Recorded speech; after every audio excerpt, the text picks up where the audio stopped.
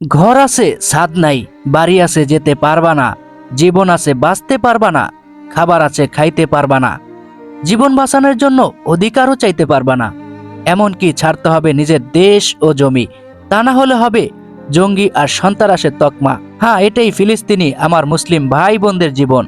না আছে থাকার কোনো নিরাপদ জায়গা, আর না আছে খাবার, না আছে ভালো কোনো পোশাক, না আছে দেখার মতো কেউ। একবার বাড়ি থেকে তাড়িয়ে দিয়ে মারে, আবার বাড়ি ফিরিয়ে এনে ধ্বংসস্তূপে জড়ো করে মারে। জন্মের পর থেকে বোমা আর বুলেটের শব্দ আর অবহেলার জীবন। এ জীবন যেন একটি জেলেবন্দি পাখি, যার আকাশে ওড়ার শখ কবর দেওয়া হয়েছে। বিশ্ব মুসলিম নেতাদের কানে যেন তালা ঝুলছে, অন্তকরণে পৌঁছায়নি ৪৯,০০০ মৃত্যু আর হাজার হাজার আহতদের কান্না। বিশ্বে বর্তমানে ৫৭টি দেশ মুসলিম দেশ হিসাবে গণ্য করা হয়। বর্তমানে বিশ্বে প্রায় ২০০ কোটি ২ বিলিয়ন মুসলিম রয়েছে। সামরিক শক্তি ও সেনাবাহিনীর দিক থেকেও কম নাই।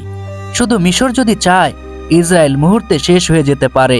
আরব ও মুসলিম দেশগুলো ইসরায়েলকে অর্থনৈতিক দিক থেকে চাপ দিয়ে কোণঠাসা করে দিতে পারে। শুধু ইসরায়েল না, বরং আমেরিকাও, তাদের মিত্ররাও কোণঠাসা হয়ে পড়বে। কিন্তু হচ্ছে না কেন? কারণ কি? তাদের অন্তরে ভয় আর ক্ষমতার লোভ। না আছে একতা আর না আছে মিল মোহাব্বত।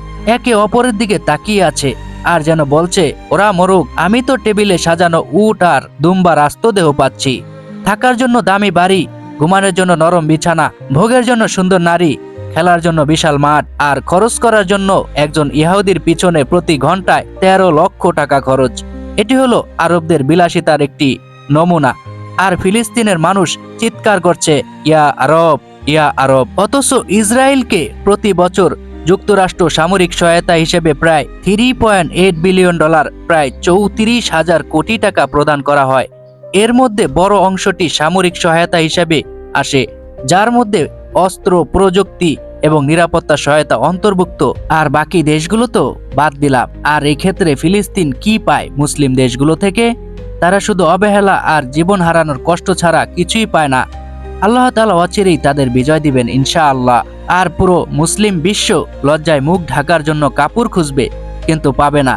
আর এই তাদের প্রতি অবহেলার কঠিন শাস্তি আসতেছে, যা পুরো মুসলিম বিশ্ব হারে হারে টের পাবে। আর জালিমরা, কাফেররা তো আফসোস করার সময়ও পাবে না ইনশাআল্লাহ।